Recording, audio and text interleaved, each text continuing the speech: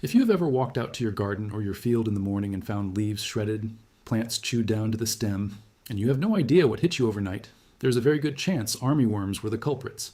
They are one of the most common and most destructive pests for beginners. And the reason they catch so many people off guard is simple. By the time the damage is obvious, the worst of it has often already happened. But here is the good news, and it is the reason I want you to stay with me through this whole video. Armyworms are completely manageable once you understand how they behave. You do not need expensive equipment, you do not need to drench everything in chemicals, and you do not need years of experience. You need to know what to look for, when to act, and which mistakes to avoid. That is exactly what I'm going to walk you through today.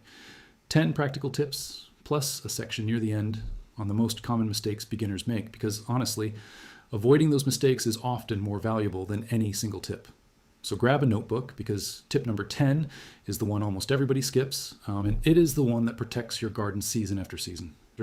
Before the tips, let me give you 30 seconds of context, because it makes everything else click. Armyworms get their name from the way they move. When a population runs out of food in one area, they march together to the next, almost like an army on the move. A single moth can lay hundreds of eggs, and those eggs hatch into larvae that feed aggressively for a couple of weeks before they pupate. That feeding window is your battleground. Everything I'm about to tell you is about catching them inside that window, while they are still small and still reachable. Miss it, and you're cleaning up after them instead of stopping them. Catch it, and the problem stays small. Keep that idea in your head as we go through the tips. Tip number 1, and this is the foundation for everything else, make absolutely sure you're dealing with armyworms before you do anything. A lot of beginners see a chewed leaf, panic, and reach for whatever spray is in the shed, and half the time they are treating the wrong pest entirely. The fall armyworm has 2 features that give it away. First, look at the front of the head. You will see a pale, upside-down Y shape, almost like someone drew it on. Second, look near the back of the body, on the second to last segment. You will see 4 dark spots arranged in a neat square. Those 2 features together are your confirmation. If you only see general chewing and no caterpillar at all, it could be slugs, beetles, or something else, and the treatment would be completely different. So get the identification right first. It costs you 2 minutes, and it saves you from wasting product and time on a pest you do not even have. Tip number 2, scout early and scout often. This is the habit that separates gardeners who lose crops from gardeners who do not. Damage from armyworms starts small and easy to miss. In the early stages, you will see what people call window painting, where the larvae scrape away the surface of the leaf and leave a thin translucent layer behind, so it looks like little windows in the foliage. You will also see tiny ragged holes. The mistake is waiting until the damage is dramatic. By then the larvae are large and protected. So make scouting a routine. Walk your plants at least twice a week, and do not just glance at them from a distance. Get in close and look down into the whorl, which is the tight cluster of new growth at the center of the plant. That is where young armyworms hide and feed, tucked down where sprays and predators cannot easily reach them. If you only learn one habit from this video, make it this one. Tip number 3 follows directly from that. Act while the larvae are still young. Size matters enormously here. A small larva, under about half an inch long, is soft, exposed, and easy to control with almost any method you choose. But as it grows, 2 things happen. It eats far more, and it burrows deeper into the protected center of the plant where treatments struggle to reach it. A large armyworm deep in the whorl is shielded from sprays, shielded from many predators, and frankly, much harder to kill. So the lesson is not to hit them hard, it is to hit them early. Early, gentle action beats late, aggressive action every single time. If you find small larvae during your scouting, that is your green light to respond, not a reason to wait and see. Tip number 4 is about restraint, which sounds strange for a pest video, but stay with me. Not every caterpillar you find means you need to spray. Plants can tolerate a surprising amount of minor feeding without any real loss. If you treat at the first sign of a single larva, you will spend money, you will harm beneficial insects, and you may not even improve your harvest. So use an action threshold instead. A common rule of thumb is to consider treatment when roughly 20% of your plants show active feeding with live larvae present. Below that level, keep scouting and let nature help you. Above it, take action. This single idea, treating based on a threshold rather than on fear, will save you money to keep your garden healthier in the long run. Professionals manage pests this way for a reason. Tip number 5 is a small detail that makes a big difference. Time your scouting for the cooler hours. Armyworms tend to avoid the harsh midday heat. They are most active feeding in the early morning and the late afternoon into evening. If you only ever check your plants at noon, you may walk right past an active infestation because the larvae have retreated down into the whorl and out of sight. Check early or check late, and you will actually catch them in the act. This also gives you a far more honest count of how many you are dealing with, which feeds directly back into that threshold decision from the last tip. The right information at the right time of day leads to the right decision. Tip number 6. Before you reach for a heavy chemical, lean on biological control. There is an excellent product called Bacillus thuringiensis, usually sold simply as Bt. It is a naturally occurring bacterium that specifically targets caterpillars when they eat treated foliage, and it leaves bees, ladybugs, and most other beneficial insects unharmed. It works best on young larvae, which is one more reason early action matters. Beyond bait, you have an entire free workforce already in your garden. Parasitic wasps lay their eggs in armyworms, predatory bugs hunt them, and birds eat them. When you blast everything with a broad spectrum insecticide, you wipe out these allies along with the pest, and you can actually make future outbreaks worse. So protect your helpers. Reach for the targeted, gentle options first, and save the heavy tools for when you genuinely need them. Tip number 7 is, for those times when you do need a stronger insecticide, rotate your modes of action. Here's the problem. Armyworms reproduce quickly and in large numbers, and that means they evolve resistance fast.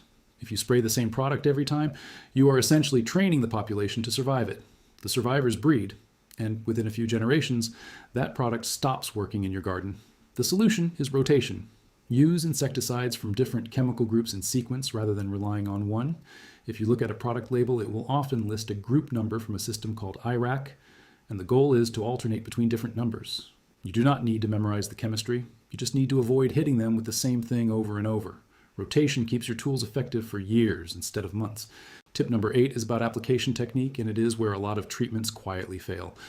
Remember that armyworms hide and feed deep in the whorl, the protected center of the plant. If you spray and only coat the outer leaves, you have put your product exactly where the pest is not. The larvae stay safe in the center, keep feeding, and you conclude that the treatment did not work when really it just never reached the target. So when you apply anything, whether it is Bt or a conventional product, aim for coverage down into that central whorl. Adjust your nozzle and your spray volume so the product actually penetrates where the larvae live. Good coverage of the right spot beats heavy coverage of the wrong spot. This one technique tip can be the difference between a treatment that works and one that disappoints. Tip number 9 looks beyond the current outbreak to the next one. Clean up host plants and crop residue. Armyworms do not appear from nowhere. They overwinter and survive between seasons on leftover crop debris and on volunteer weeds and grasses growing around your garden. Those plants act as a bridge, carrying the pest from one season into the next and giving the population a head start before you have even planted. So at the end of a season, clear out old residue. During the season, keep down the weeds and grasses around your beds, especially the grassy ones armyworms favor. By removing their off-season shelter and food, you lower the starting pressure for the next round. It is prevention rather than reaction, and prevention is always cheaper. Tip number 10 is the one almost every beginner skips, and it is the one that pays off the most over time. Keep a written record. It sounds boring, I know, but here is why it matters. Pests follow patterns. They tend to show up around the same time of year, under similar conditions, in similar parts of your garden. If you write down the dates you first spotted larvae, the infestation levels you saw, what treatment you used, and how well it worked, you are building a personal map of how armyworms behave on your specific land. After 2 or 3 seasons, that simple log becomes more valuable than any general tip I can give you, because it is tailored to your exact conditions. You will start anticipating outbreaks before they happen, scouting harder at the right moments and acting earlier every year. A notebook in 5 minutes is all it takes, and it turns you from someone reacting to pests into someone who stays ahead of them. Now, as promised, let me walk you through the most common mistakes beginners make, because avoiding these is often worth more than any single tip. The first mistake is waiting too long. People notice a little damage, tell themselves it is not a big deal, and check back a week later to find the larvae large, protected, and the damage severe. Armyworms move fast. Early beats late. The second mistake is misidentifying the pest and treating blindly. We covered identification in tip 1 for a reason. Spraying for the wrong pest wastes money and can do real harm to your garden's balance. The third mistake is overspraying and destroying beneficial insects. When you remove the natural predators that were quietly keeping the population in check, the pest often bounces back stronger because its enemies are gone. The fourth mistake is poor spray coverage. As we discussed, if the product never reaches the whorl, it does not matter how good the product is. People blame the product when the real problem was the technique. The fifth mistake is using the same insecticide repeatedly. This breeds resistance, and it is one of the main reasons people find a product suddenly stops working. Rotate. And the sixth mistake is ignoring the off-season. Beginners think the problem is over when the larvae are gone, but the residue and weeds left behind are setting up next year's outbreak. A little cleanup now saves a lot of trouble later.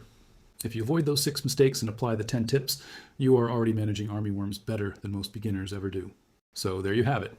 10 essential armyworm tips and the 6 biggest mistakes to avoid. Let me quickly recap the heart of it. Identify correctly, scout early and often, act while they're young, use a threshold, time your scouting, lean on biological control, rotate your products, target the whirl, clean up between seasons, and keep a record. Master those, and to armyworms, stop being a disaster and start being just another manageable part of growing your own food. If you want all of this in one organized place, I have put together a complete beginner's guide that includes the identification photos so you can confirm what you're seeing, the action threshold charts, a guide to choosing and rotating products safely, and a printable season-long scouting calendar you can stick on your shed wall. Everything I covered today, expanded and ready to use. The link is in the description and pinned in the comments below. And if this video helped you, do me a quick favor. Hit the subscribe button so the next guide finds you. Give it a like so it reaches other growers who need it. And tell me down in the comments which of these 10 tips you are going to try first. I read them, and I would genuinely like to know. Thanks for watching and good luck out there.